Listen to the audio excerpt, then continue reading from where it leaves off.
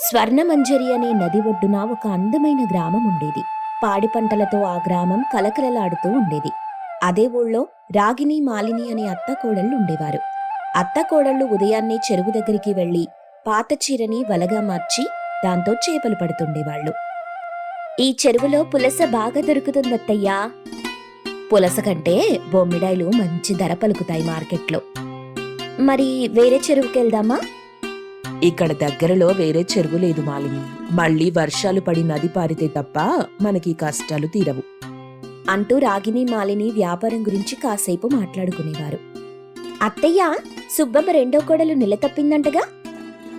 అవునవును, మొన్న rice mill దగ్గర కనబడి నాకు కూడా చెప్పింది అని కాసేపు ఊరి విషయాలు మాట్లాడుకునేవారు. తర్వాత పట్టిన చేపలన్నీ తీసుకుని అత్తకోడళ్ళు మార్కెట్లో అమ్మేవారు. వచ్చిన డబ్బుతో అత్తాకోడళ్ళు గుంబనంగా సంతోషంగా జీవించేవారు. ఒకరోజు అత్తాకోడళ్ళు ఇంట్లో చేపల వేపుడు చేసుకుంటున్నారు. ఆ వాసన వీధి వీధంతా గుమగుమలాడింది. ఉచితంగా వస్తే ఉప్పు బస్తా మొత్తం తినే అలవాటున్న సామ్రాజ్యానికి ఈ వాసన తాకింది. ఆహా, చేపల వేపుడు! అబ్బా, నోట్లో లాలాజలం ఊరిపోతుంది అంటూ సామ్రాజ్యం పిలవని పేరంటానికి వెళ్లినట్టు రాగిని ఇంటికి వెళ్ళింది.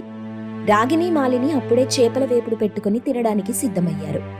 హబ్బబ్బబ్బబ్బా, 7 ఊళ్ళ అవతలున్నా నీ చేపల వేపుడు టేస్టే వేరబ్బా అని సామ్రాజ్యం కూర్చొని అత్తకోడళ్ల ముఖాలు చూసింది. రాగిని, మాలిని ఏం చెయ్యలేక ఆమెకి కూడా ఫిష్ ఫ్రై వడ్డించారు. వాళ్లు కూడా భోంచేయటం మొదలెట్టారు. అబ్బా, ఈ ఫిష్ ఫ్రై ఈ చుట్టుపక్కల ఎక్కడా దొరకదు రాగిని అని తింటూ ఉంది. నేను చిట్టి కోసం వచ్చాను, కానీ ఈ ఫిష్ ఫ్రైతో నా మాట కట్టేస్తుందనుకో. అబ్బబ్బబ్బా అని తింటూ పొగడ్తలతో ముంచెత్తింది. అత్తకోడళ్లు కూడా ఆమెకి కడుపు నిండా భోజనం పెట్టి చిట్టి డబ్బులిచ్చి పంపారు. కొన్ని రోజులు రాగిని, మాలిని చేపలు పడుతూ జీవిస్తున్నారు. పచ్చగా ఉన్న పైరుకి పురుగు పట్టినట్టు వీరి జీవితంలో కూడా అలజడి మొదలైంది. వర్షాలు పడక కరువు మొదలైంది. ఒక్క చుక్క కూడా వానలేదు. ఇక చెరువులో చేపలు కూడా తగ్గిపోయాయి. ఒకరోజు చాలా తక్కువ మొత్తంలో చేపలమ్మి ఇంటికొస్తూ అత్తకోడళ్ళు మాట్లాడుకుంటున్నారు. ఈ చెరువులో చేపలింక దొరకవు మాలిని. అవునత్తయ్యా, నాకూడా అదే అనిపిస్తుంది. ఈ చేపలతో మన బ్రతుకు గడవదు. మరింకేం చేద్దామత్తయ్యా? పక్కూరి పొలిమేరలో ఇంకో చెరువుంది కదా, అక్కడికెళ్దాం అని చెప్పింది అత్తగారు. దానికి కోడలు కూడా ఒప్పుకుంది. అలా మరుసటి రోజు రాగిని, మాలిని పక్కూరి చెరువుకి బయలుదేరారు. అక్కడ అత్తాకోడళ్ళిద్దరూ చేపలు పట్టుకుంటున్నారు. కేవలం టిలాపియా కాకుండా బొమ్మిడాయిలు, పులస చేపలు, మట్టగిడస లాంటి చేపలు పట్టుకుంటున్నారు. అబ్బా, ఈ చెరువులో బాగా చేపలు దొరుకుతున్నాయి. మనకి మంచి ఆదాయం వస్తుందత్తయ్యా. నిజమే, ఈ చేపలతో ఫ్రై చేస్తే సామ్రాజ్యం ఇంకా మన ఇంటిని వదిలిపెట్టే వెళ్ళదు అని నవ్వుతూ చెప్పింది రాగిని. మాలిని కూడా నవ్వి చేపలు పట్టింది. మాలిని, రాగిని ఇద్దరూ చేపలు పట్టుకుని మార్కెట్లోకి వెళ్లారు. ఆ చేపలు బాగా అమ్మి డబ్బు సంపాదించి ఇంటికి చేరుకున్నారు. రోజు కంటే ఈరోజు ఆదాయం బాగా వచ్చింది కదా? అవునత్తయ్యా, ఇంత ఆదాయం వస్తుందని నేననుకోలేదు. రేపు కూడా తొందరగా వెళ్దాం అనుకుని తర్వాత రోజు ఇద్దరూ ముందే నిద్రలేచి చెరువుకు బయలుదేరారు. కానీ ఆ చెరువు దగ్గర కొంతమంది మనుషులున్నారు. ఏంటమ్మా, పక్కూరి నుండొచ్చారేంటి? అంటే మా ఊళ్ళో చెరువులో నీళ్లు తగ్గిపోయాయండి. తగ్గిపోతే మా చెరువు దగ్గరికి వస్తారా? అప్పుడు మా ఊరి వాళ్ళెక్కడికి వెళ్ళాలి? వాళ్ళకి మేమేమడ్డమండి, ఏదో ఒక మూల పట్టుకుంటాం కదా. అదంతా లేదు, మీరిక్కడ ఉండడానికి వీల్లేదు, వెళ్ళండి అని చెప్పి పంపించారు. అత్తకోడలు ఎంత బ్రతిమాలినా ఆ ఊరి పెద్ద మనుషులు ఒప్పుకోలేదు. దాంతో రాగిని, మాలిని ఏం చెయ్యలేక అక్కడి నుండి దీనంగా వెళ్లిపోయారు. అత్తకోడళ్ళిద్దరూ ఇంట్లో కూర్చొని మాట్లాడుకుంటూ ఉన్నారు. ఏంటత్తయ్యా ఇలా జరిగింది? అన్ని రోజులు ఇలాగే జరగాలని ఏం లేదు కదా. ఒక్కసారిగా కన్న కలలన్నీ ఆగిపోయాయి. సర్లే, బాధపడకు, రేపేదోటి చేద్దాం అని మాలినిని, రాగిని కాస్త ఓదార్చింది. తర్వాత రోజు అత్తకోడళ్ళు చుట్టుపక్కల చెరువుల దగ్గరికి వెళ్తున్నారు. కానీ ఏదో అడ్డంకొస్తుంది. ఏం చేయాలో ఏమీ అర్థం కాలేదు. చూస్తుండగానే రోజులు గడిచిపోతున్నాయి. దాచుకున్న డబ్బంతా అయిపోతుంది. సామ్రాజ్యం ఒకరోజు అత్తకోడళ్ల దగ్గరికి వచ్చింది. అత్తకోడళ్ళు మౌనంగా ఉన్నారు. ఏం రాగిని, ఇంకా చిట్టి డబ్బులు ఇవ్వలేదు? అది అది అంటూ ఏం చెప్పాలో తెలియక నీళ్లు నములుతుంది. టైంకి కట్టకపోతే ఎలాగమ్మా? అని చాలా ముఖం విరుపుగా మాట్లాడడం మొదలెట్టింది. అత్త కోడళ్ళు ఏం చెప్పాలో తెలియక మౌనంగా ఉండిపోయారు. మీతో ప్రతిసారి ఇదే గోలమ్మా. ఇంటికొచ్చి అడిగితే తప్ప ఇవ్వరు. అదేంటండి, మీరు చేపల ఫ్రై తినడానికి వస్తానని చెప్పారు కదా. ఆ ఈ చేపల ఫ్రై నాకెక్కడా దొరకదా? మర్యాదగా 2 రోజుల్లో డబ్బు పంపండి అని చెప్పి వెళ్ళిపోయింది సామ్రాజ్యం. అలా మాట్లాడడంతో ఏం చెప్పాలో అత్త కోడళ్ళకి అర్థం కాలేదు. సామ్రాజ్యం చెప్పాల్సింది చెప్పి తిట్టాల్సింది తిట్టి వెళ్ళిపోయింది. ఆ రోజు రాత్రి మాలిని రాగిని భోంచెయ్యలేదు. చందమామ వెలుతురులో రాగిని మాలిని ఇద్దరూ కూర్చున్నారు. అత్తయ్యా, చెప్పమ్మా. మనం ప్రతి నెలా డబ్బులు ఇస్తూనే ఉన్నాం కదా. అవును. మరి ఇలా మాట్లాడిందేంటి? డబ్బు ఆకాశం పైన నిలబెడుతుందమ్మా. మనిషిలో ఎంత గుణముందని కాదు, మనిషి వెనక ఎంత డబ్బుందని మాత్రమే చూస్తారు. మనిషికి మార్పు సహజమని పెద్దవాళ్ళంటారు. ఇప్పుడు చూశానత్తయ్యా. ఈ సమాజాన్ని నడిపించేది కులం మతం కాదమ్మా, డబ్బు. అది తలుచుకుంటే మనల్ని మహాత్ముల్ని చేస్తుంది, పాపాత్ముల్ని కూడా చేస్తుంది అని చెప్పి అత్త కుర్చీలో కూర్చొని అలాగే నిద్రపోయింది. కానీ కోడలు మాత్రం తిరుగుతూనే ఆలోచిస్తుంది. తనకి తెలిసినప్పటి నుండి అత్తయ్య ముఖాన్ని అలా చూడలేదు. అందుకే ఆ రోజు రాత్రంతా తిరుగుతూ ఉపాయం కోసం ఆలోచిస్తూనే ఉంది. తర్వాత రోజు రాగిని నిద్రలేవగానే నవ్వుతూ మాలిని ఎదురుగా వచ్చింది. అత్తయ్య, మనం చేపల ఫ్రై అమ్ముతున్నాం అనగానే రాగిని అదిరిపడింది. కంగారు పడకండి అత్తయ్యా, ఈ చేపల ఫ్రై కొత్తదేం కాదు కదా, మనం చాలా బాగా చేస్తాం. చేస్తాము, కానీ హోటల్ అంటే. అత్తయ్యా, నన్ను నమ్మండి, ఫిష్ ఫ్రైలో మిమ్మల్ని కొట్టేవాళ్లు లేరు అంటూ ఎలాగోలా ఒప్పించింది. మాలిని వెంటనే తను ఎప్పటి నుండో దాచుకున్న హుండీ పగలగొట్టింది. అందులో ఉన్న డబ్బు తీసుకుని చేపలు కొనుక్కొచ్చింది. మాలిని, నాకెందుకో భయంగా ఉందే. ఒక్కసారి ప్రయత్నిద్దాం అత్తయ్యా, మీరెవ్వర్నీ పట్టించుకోకుండా మీ మీద మీరు నమ్మకంతో ఉండండి అని ధైర్యం చెప్పి పంపింది. వాళ్ల ఇంటి ముందు ఉండే చింత చెట్టు కింద బల్లలు పెట్టింది మాలిని. రాగిని చేపల ఫ్రై చేయటం మొదలెట్టింది. ఆ సువాసన ఎప్పటిలాగే వీధి వీధంతా తాకటం మొదలెట్టింది. కొంతమంది వీళ్ళని చూసి ఎగతాళి చేయటం మొదలెట్టారు. చేపలు పట్టడం అయిపోయింది, ఇప్పుడు చేపల ఫ్రై చేస్తున్నారు. ఆ చేపల ఫ్రై కుక్కలు కూడా తినవు అని మాట్లాడుకుంటూ ఉన్నారు. కానీ కోడలు ధైర్యం కోల్పోలేదు.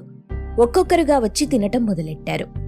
నోటి మాట ద్వారానే రుచి గురించి ఊరంతా తెలిసింది. అత్త కోడళ్ల ఫిష్ ఫ్రై చాలా బావుందని చెప్పుకున్నారు. సాయంత్రం పూట అందరూ ఆ చింత చెట్టు దగ్గరికొచ్చి ఫిష్ ఫ్రై తింటూ ఉండేవారు. అలాగే ఆ మాట చుట్టుపక్కల ఊళ్ళలో కూడా తెలిసిపోయింది. దాంతో అందరూ చింత చెట్టు దగ్గర ఉండే అత్త కోడళ్ల ఫిష్ ఫ్రై దగ్గరికి వెళ్లేవాళ్లు.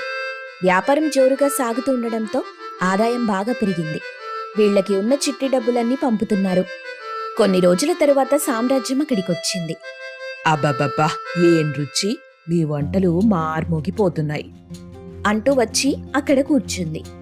ఇవిగోండి డబ్బులు అని చిట్టి డబ్బులిచ్చింది. అదేంటమ్మా, నేను డబ్బు అడిగానా? మిమ్మల్ని నేనెప్పుడైనా డబ్బులు అడిగానా? అసలు ఈ చేపల ఫ్రై కోసం నేనొచ్చాను.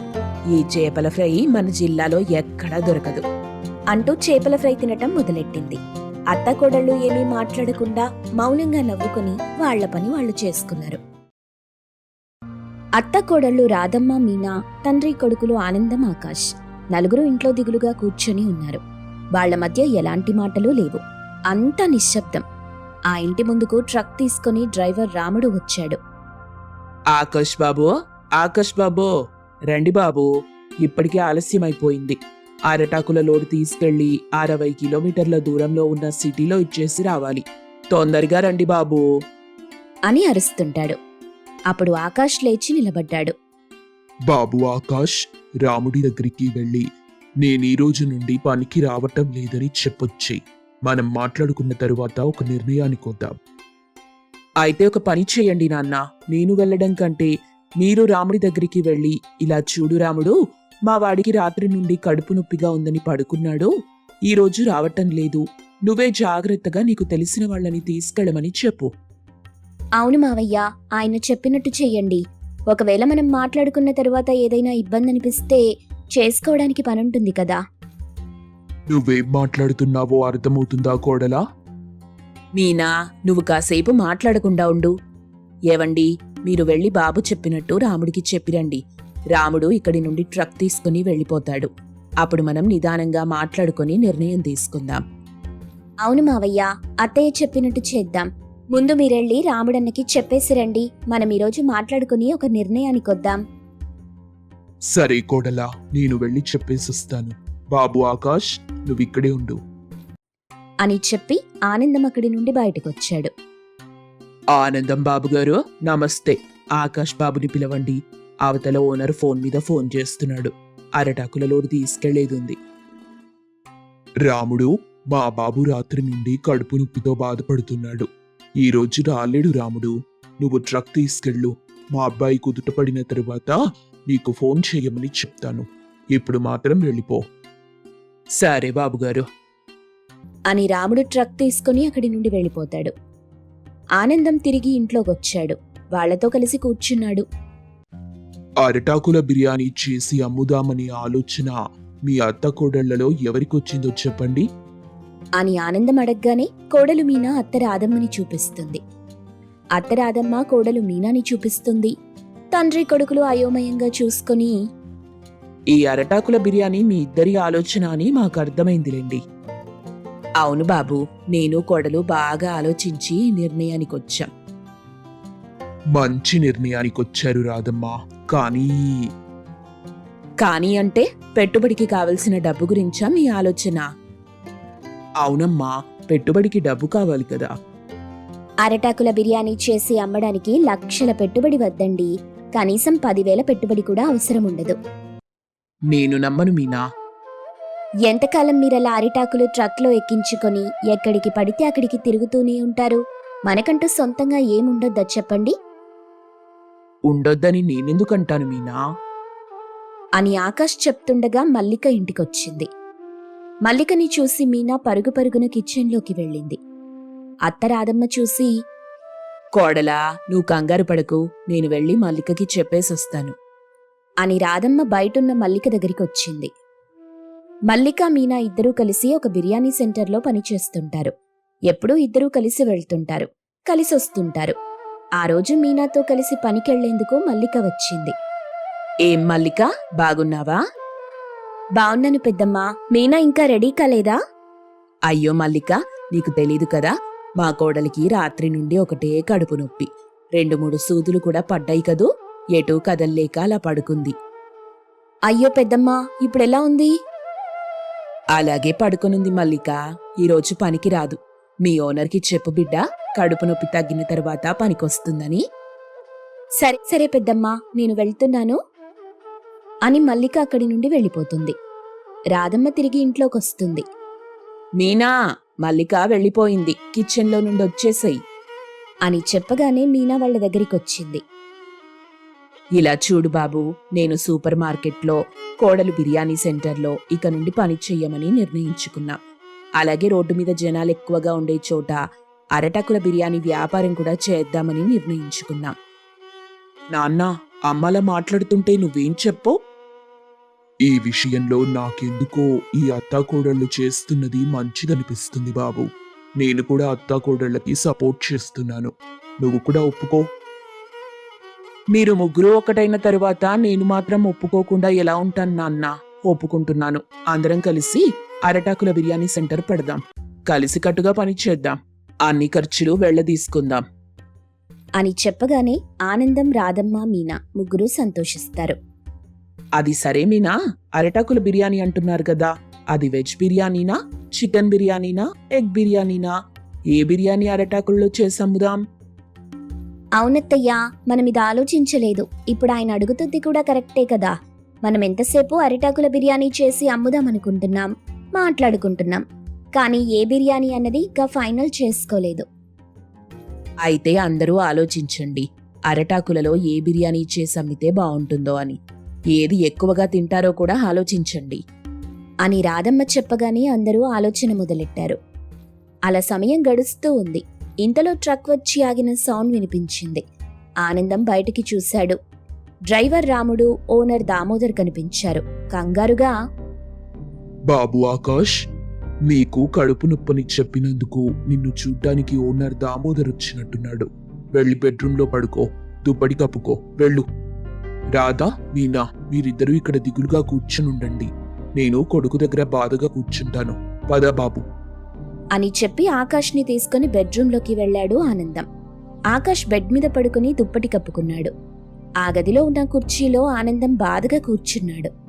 అత్త కోడళ్ళు రాధమ్మ, మీనా దిగులుగా కూర్చొని ఉన్నారు. రాముడు, దామోదర్ ఇద్దరూ ఇంట్లోకొచ్చారు. అత్త కోడళ్ళు లేచి దండం పెట్టారు. రాముడు చెప్పాడు ఆకాష్కి బాగా కడుపు నొప్పి వచ్చిందంటగా. చూసిపోవడానికి వచ్చాను తల్లి. ఆకాష్ ఎక్కడున్నాడు? లోపల బెడ్రూంలో పడుకున్నాడు బాబు. ఇప్పుడు మీరెళ్ళి చూడ్డం అంత బావుండదు. పడుకున్న వాణ్ణి లేపి మరీ ఇబ్బంది పెట్టినట్టు అవుతుంది. ఇప్పుడెళ్ళి మరెప్పుడైనా రండి. అలా కాదమ్మా, ఇంటి వరకు వచ్చాను కదా, ఒకసారి ఇలా వెళ్ళి అలా చూసొస్తాను. ఆకాష్ దగ్గర ఎవరున్నారు? మా మావయ్య ఉన్నారండి. వెళ్ళి ఆయనకి నేనొచ్చిన విషయం చెప్పండి. మీరిక్కడే ఉండండి అని మీనా బెడ్రూంలోకెళ్ళింది. ఆనందం ఆ గది నుండి బయటకొచ్చాడు. దామోదర్ని చూసి దండం పెట్టాడు. దామోదర్ కూడా తిరిగి నమస్కారం చేసి, ఎలా ఉన్నాడండి ఆకాష్? టాబ్లెట్లు వేసుకుంటున్నాడు కదా, మత్తుగా ఉందని పడుకున్నాడు బాబు. మీరు తర్వాత రండి. సరేనండి, ఈ డబ్బులుంచండి, దేనికైనా పనికొస్తాయి అని చెప్పి కొంత డబ్బిచ్చి దామోదర్ రాముడితో కలిసి అక్కడి నుండి ట్రక్లో వెళ్ళిపోతాడు. అంతే, ఆనందం చేతిలో ఉన్న డబ్బుల్ని రాధమ్మ గబుక్కున లాక్కుంది. రూంలో నుండి ఆకాష్, మీనా హాల్లోకొస్తారు. మళ్ళీ నలుగురు కూర్చుని మాట్లాడుకోవటం మొదలెట్టారు. అత్తయ్య, అరటకులో పెట్టి ఏదైనా బిర్యానీ చేసి అమ్మొచ్చు. ఎవరికి ఏది నచ్చుతుందో తెలీదు కదా. కొందరు వెజ్ అడుగుతారు, మరికొందరు నాన్ వెజ్ అడుగుతారు. ఎవరేదడిగినా మన దగ్గర లేదనకుండా పెట్టాలి కదా. అప్పుడు వాళ్ళు సంతోషంగా ఉంటారు, మనకు కస్టమర్స్ పెరుగుతారు. అవును కోడలా, నువ్వు చెప్పిన ఐడియా బాగుంది. అలాగే చెయ్యాలి.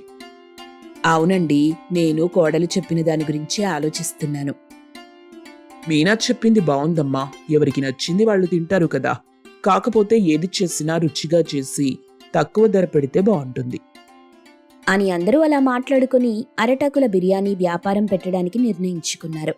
మరుసటి రోజు నలుగురు కలిసి ఊరంతా తిరిగి జనాలెక్కువగా తిరిగే చోటు చూస్తారు. అక్కడ అరటాకుల బిర్యానీని పెడతారు.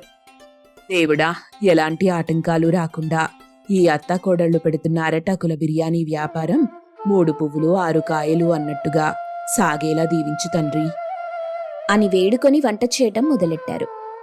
అరటాకుల బిర్యానీ ఆ చుట్టుపక్కల గుమగుమలాడుతూ ఉండడంతో చాలా మంది వచ్చి తింటుంటారు. అలా అత్తాకోడళ్ల అరటాకుల బిర్యానీ సక్సెస్ అవుతుంది. అందరూ ఆనందంగా ఉంటారు.